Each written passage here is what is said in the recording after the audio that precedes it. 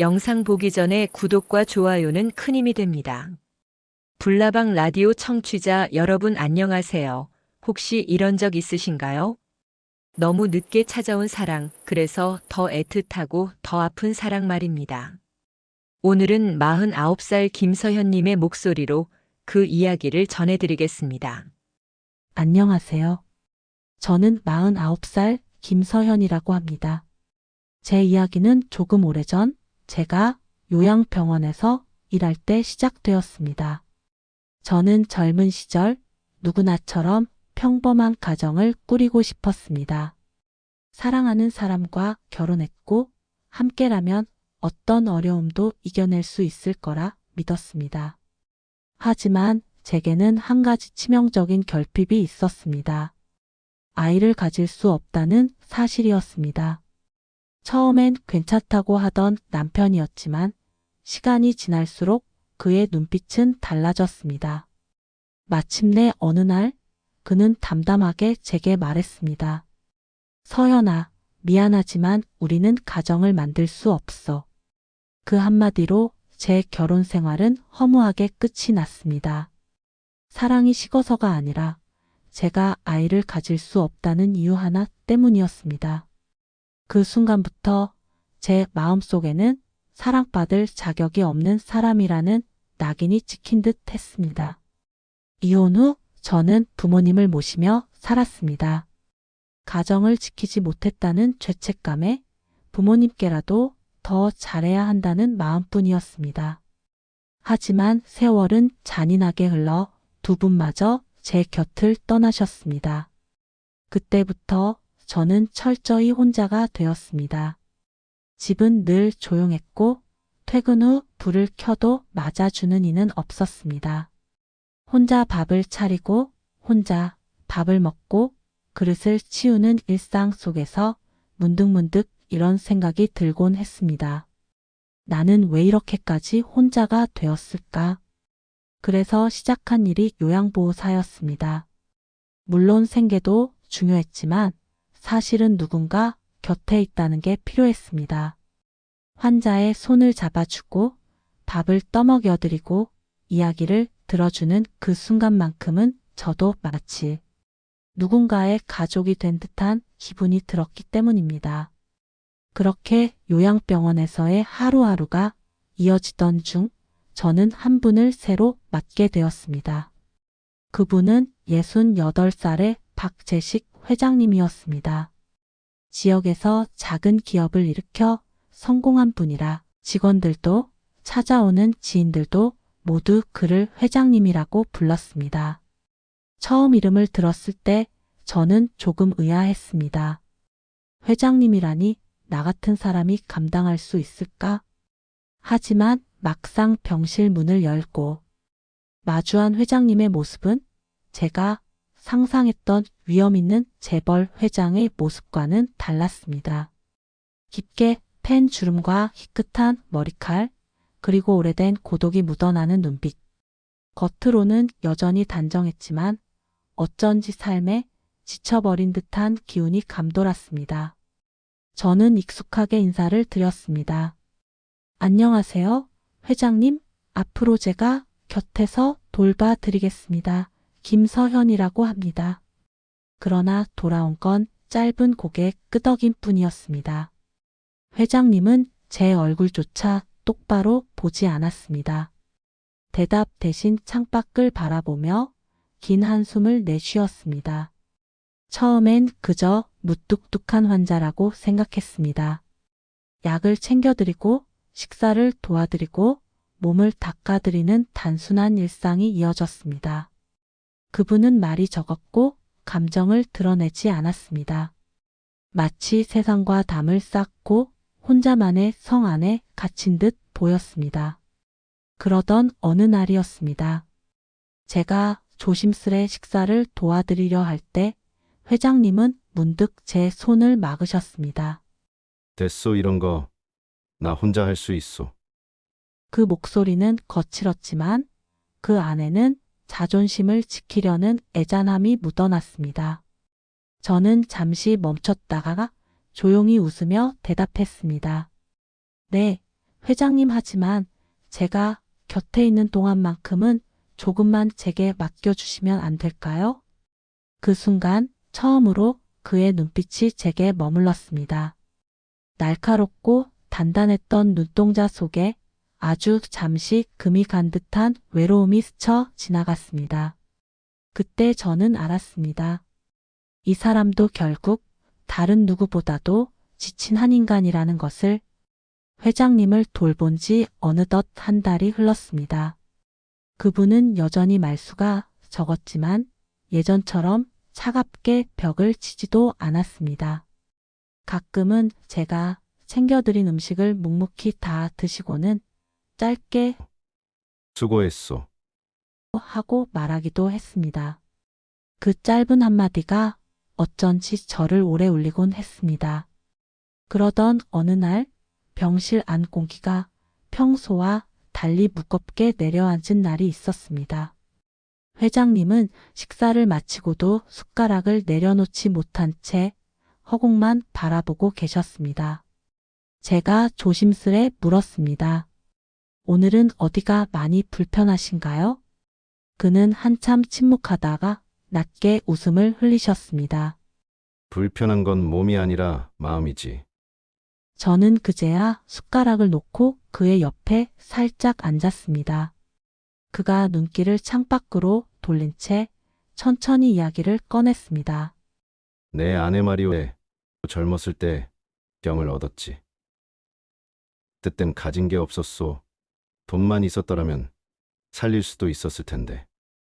그 목소리는 굳이 힘주지 않아도 묵직했습니다. 그 뒤로 일에만 매달렸소. 가진 걸 잃지 않으려고, 더는 사랑하는 사람을 잃지 않으려고 그렇게 달렸지. 근데 결국 자식들과는 마음을 나누지 못했소. 지금 와서 돌아보니 다 부질없구먼. 남은 건 재산뿐인데 그 재산 때문에 자식들도 날 사람으로 보질 않소. 그 말이 끝나자 병실은 긴 침묵에 잠겼습니다. 저는 그의 얼굴을 바라보다가 마치 오래 기다린 듯 제 이야기도 꺼내게 되었습니다. 저는 아이를 갖지 못해 남편에게 버림받았습니다. 저 때문에 가정을 만들 수 없다고 담담히 말하던 그날이 아직도 생생합니다. 그 뒤로는 가족이란 단어가 참 멀게만 느껴졌습니다. 제 목소리가 떨렸지만 이상하게도 두렵지는 않았습니다. 오히려 제 상처를 꺼내놓을 수 있다는 사실에 마음 한쪽이 조금 가벼워졌습니다. 회장님은 제 이야기를 듣고는 오랫동안 아무 말도 하지 않으셨습니다. 그러다 아주 천천히 제 손등 위에 그의 손이 포개졌습니다. 그리고 낮은 목소리로 한마디를 남기셨습니다. 서연 씨, 우리 둘 다 참 많이 외로웠구려. 그 순간 저의 오랜 상처와 그의 깊은 고독이 서로에게 닿은 듯 했습니다. 시간이 지나 회장님을 돌본 지 2달쯤 되었을 때였습니다. 저녁 식사를 마친 회장님께 약을 챙겨드리려는데 문득 그분이 제 손을 잡으셨습니다. 그날따라 그 손길이 평소보다 오래 머물렀습니다. 저는 괜히 심장이 두근거려서 눈을 피했지만 회장님은 조용히 말씀하셨습니다. 서연 씨 손은 따뜻하구려. 오래된 겨울 속에 있다가 봄을 만난 것 같소. 그 말 한마디가 제 마음속 깊은 곳까지 파고들었습니다. 저도 모르게 그분의 손을 감싸 쥐었습니다. 그 순간 병실 안 공기는 너무도 조용했는데 이상하게 제 숨소리와 회장님의 숨소리만 크게 들렸습니다. 그날 이후 우리는 자꾸 서로를 의식하게 되었습니다. 복도를 걷다가도 잠시 스친 어깨에 남는 온기가 오랫도록 잊히질 않았습니다. 옷깃이 살짝 스쳐도 마치 전기가 흐르는 듯 몸이 굳곤 했습니다. 어느 늦은 밤 회장님이 쉽게 잠을 이루지 못해 창가에 앉아 계셨습니다. 제가 따뜻한 차를 들고 다가가 건네드리려는 순간 손이 겹쳤습니다. 차가 조금 쏟아져 제 손등에 묻었는데 회장님이 급히 제 손을 잡고 손수건으로 닦아주셨습니다. 그 눈길이 너무 가까워 저는 숨을 고르기도 힘들었습니다. 말로는 아무 고백도 하지 않았지만 그 밤 우리는 알고 있었습니다. 손끝이 닿는 순간, 눈길이 마주치는 순간 이미 서로에게 오래 기대고 싶어졌다는 것을요. 여러 달이 흘러 회장님의 병세는 조금씩 나아지고 있었습니다. 예전처럼 몸을 가누기도 힘들어 하시던 분이 이제는 휠체어에 앉아 뜰을 산책하실 정도가 되었지요. 그날도 저는 회장님의 휠체어를 밀며 병원 뒷뜰을 거닐고 있었습니다.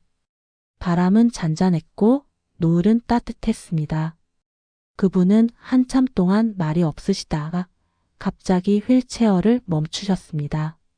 서연 씨, 낮지만 흔들림 없는 목소리가 저를 불러 세웠습니다. 그는 노을빛이 내려앉은 하늘을 바라보다가 조용히 이야기를 꺼내셨습니다. 나는 젊은 시절 가진 게 없어서 결국 가장 사랑하던 사람을 지켜내지 못했소. 그 뒤로는 돈만 바라보고 달려왔지. 그런데 결국 지금 내 곁엔 돈밖에 남은 게 없더이다. 그 목소리엔 허무와 후회가 묻어 있었습니다. 저는 아무 말도 못한 채 그 옆에 서 있었습니다. 그러자 회장님이 제 손등을 조심스레 잡으셨습니다. 그리고 아주 천천히 그러나 확고하게 말씀하셨습니다. 서연 씨, 나는 이제야 알겠소.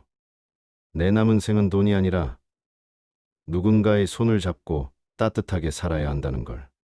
서연 씨, 나는 남은 날들을 당신의 상처를 보듬으며 살고 싶소. 그 말에 제 가슴이 벅차오르는 동시에 깊은 두려움이 밀려왔습니다. 아이를 낳지 못해 버림받았던 기억이 아직도 제 안에 상처로 남아 있었기 때문입니다. 저는 떨리는 목소리로 대답했습니다.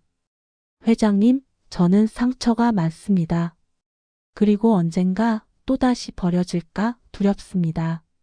저 같은 사람을 정말 끝까지 지켜주실 수 있으시겠어요? 그 순간 회장님의 눈빛은 흔들림 없이 단단했습니다. 서연 씨, 이번만큼은 절대 놓치지 않겠소. 당신이 허락해준다면 나의 마지막은 반드시 당신 곁에서 맞이하겠소. 저는 그제야 천천히 하지만 분명히 고개를 끄덕였습니다. 그렇게 우리는 서로의 상처를 안고 함께 살아가기로 약속했습니다. 하지만 우리의 약속이 오래도록 조용히 지켜지지는 못했습니다. 회장님의 건강이 나아지자 자식들이 병원을 찾기 시작했습니다. 오랜만에 모습을 드러낸 자식들은 아버지의 안부보다는 늘 같은 말부터 꺼냈습니다. 아버지, 건강은 괜찮으시죠? 그런데 유산 정리는 어떻게 하실 생각이세요? 그 질문은 날카로운 칼처럼 병실 공기를 베어냈습니다. 회장님의 표정은 순간 굳었고 저는 그 옆에서 아무 말도 할 수 없었습니다.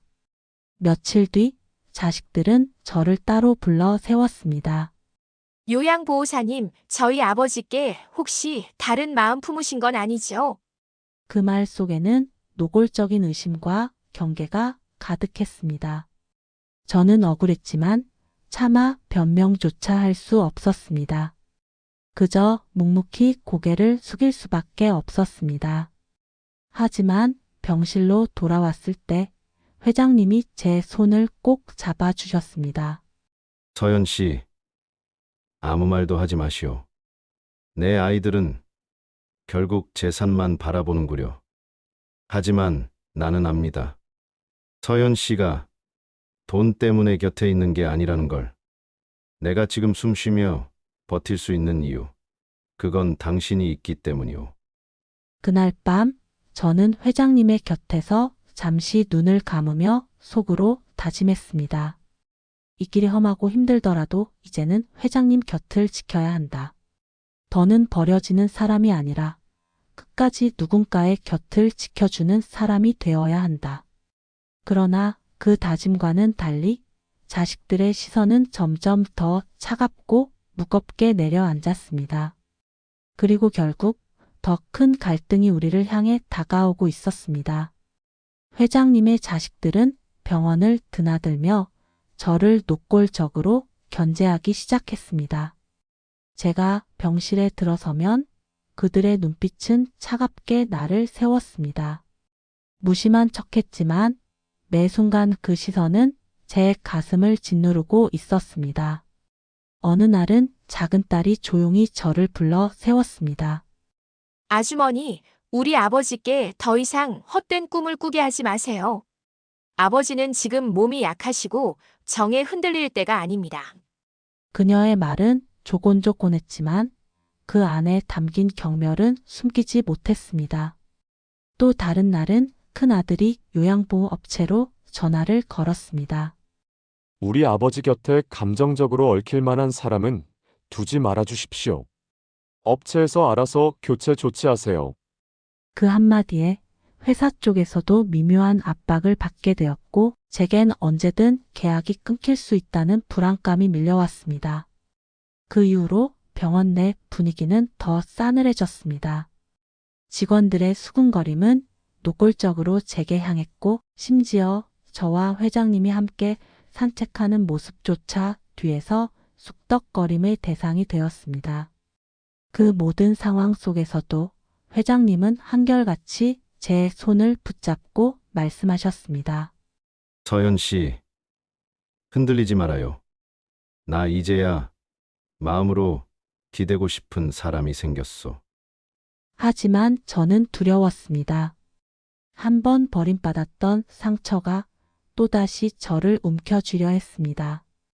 혹시 이번에도 사랑을 붙잡으려다 모든 걸 잃게 되는 건 아닐까? 그렇게 우리 둘 사이에는 서로를 향한 마음과 세상의 시선 사이에서 점점 더 팽팽한 줄다리기가 시작되었습니다. 며칠 뒤였습니다. 회장님이 주무시는 틈을 타 저는 복도 끝에서 그의 자식들과 마주하게 되었습니다. 그들의 얼굴에는 웃음기라곤 없었습니다. 큰 아들이 낮게 속삭였습니다. 김서연 씨, 우리 아버지 곁에서 이제 물러나 주시죠. 더는 좋게 넘어가지 않겠습니다. 저는 당황스레 고개를 저었습니다. 저는 그저 회장님을 돌보고 있을 뿐입니다. 그러자 막내딸이 비웃듯 말을 잘랐습니다. 돌본다고요? 세상이 다 알면 뭐라고 하겠어요. 요양보호사가 환자에게 감정을 품었다고 아버지 명예는 땅에 떨어질 겁니다. 작은 아들은 한 발짝 다가와 제 귀에 속삭였습니다. 재산에 손 안 대겠다 약속만 하세요. 아니면 우리 가만 안 둡니다.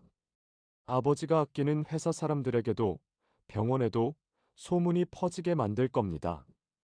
당신이 어떤 눈으로 조롱당할지 상상이나 해봤습니까? 그 순간 제 온몸이 얼어붙었습니다. 억울했지만 무서웠습니다. 무엇보다 회장님이 세상 앞에 웃음거리로 서는 걸 참아 볼 수 없었습니다. 저는 떨리는 목소리로 말했습니다. 그만하세요. 부탁드립니다. 제가 알아서 하겠습니다. 그 말을 남긴 채 저는 병실로 돌아오지 못했습니다. 그날 밤 회장님을 마지막으로 바라보며 눈물이 쏟아졌습니다. 손을 잡고 싶었지만 차마 그럴 수 없었습니다. 내가 곁에 있으면 이분은 더 큰 상처를 받겠구나. 그 생각이 제 가슴을 찢어 놓았습니다. 그리고 결국 저는 조용히 떠나기로 결심했습니다. 아무 말도 남기지 못한 채 회장님의 곁을 몰래 떠나야 했습니다. 그 후 저는 다른 요양병원과 가정을 전전하며 일했습니다. 하루에도 수십 번 환자의 손을 잡아주고 밥을 떠먹여드렸지만 제 마음속에는 늘 그분이 계셨습니다. 밤마다 집에 돌아오면 혼자 식탁에 앉아 국을 뜨다가도 불현듯 그분이 식사 후 무뚝뚝하게 내뱉던 수고했소. 그 한마디가 귓가에 맴돌아 눈물이 흘러내리곤 했습니다. 몸은 점점 지쳐갔고 마음은 더욱 황폐해져 갔습니다. 누군가의 곁에 있으면서도 철저히 혼자인 기분이었습니다. 그러던 어느 날 낯선 번호로 전화가 걸려왔습니다. 망설이다가 전화를 받자 떨리는 목소리가 들려왔습니다. 회장님의 자식들이었습니다. 서연 씨 지금까지 저희가 너무 죄송했습니다. 아버지께서 모든 재산을 사회에 환원한다는 쪽지만 남기고 사라지셨습니다. 제발 아버지를 찾아주실 수 없겠습니까? 마지막으로 마음을 열어주신 분은 서연 씨뿐이었으니까요. 그 말을 듣는 순간 제 손에서 휴대폰이 힘없이 미끄러져 바닥에 떨어졌습니다. 심장이 쿵 내려앉는 소리에 맞춰 눈물이 왈칵 터져버렸습니다. 저를 세상에 붙잡아 두던 단 한 사람. 그분이 이제는 어디에도 없을 수도 있다는 생각에 숨이 막혀왔습니다. 그날 이후 저는 그분을 찾아 전국을 헤맸습니다. 예전 지인들에게 전화를 걸고 그분이 자주 가던 병원과 거래처를 찾아다녔습니다. 발이 닿는 곳마다 그의 흔적을 묻고 다녔지만 돌아오는 대답은 늘 같았습니다. 모른다. 연락이 끊겼다. 희망은 점점 사라져갔지만 제 발걸음은 멈출 수 없었습니다. 그러던 어느 날 가슴속에 잊히지 않는 목소리 하나가 불현듯 떠올랐습니다. 서연 씨, 몸이 나아지면 우리 둘 남은 여생을 저 바닷가 마을에서 함께 합시다. 그분이 제게 처음 내밀어 주셨던 미래의 약속. 그 약속의 장소가 불쑥 떠오른 순간 온몸에 전율이 흘렀습니다. 저는 곧장 그 지역으로 향했습니다. 여름 햇살에 바다가 은빛으로 반짝이고 파도 소리가 오래된 노래처럼 귓가에 스며들었습니다. 마을 어귀를 지날 때 심장이 미친 듯이 뛰어올라 숨조차 쉬기 힘들었습니다. 그리고 마침내 작은 집 앞에 멈춰선 순간 제 눈에 한 사람이 들어왔습니다. 흰머리가 부쩍 늘고 한 손에 지팡이를 짚은 채 느린 걸음을 옮기던 뒷모습. 멀리서 보기만 해도 눈물이 차올라 다리가 후들거려 한 발짝도 다가설 수 없었습니다. 제 입술에서 떨리는 목소리가 새어 나왔습니다. 회장님, 그분이 천천히 고개를 돌렸습니다.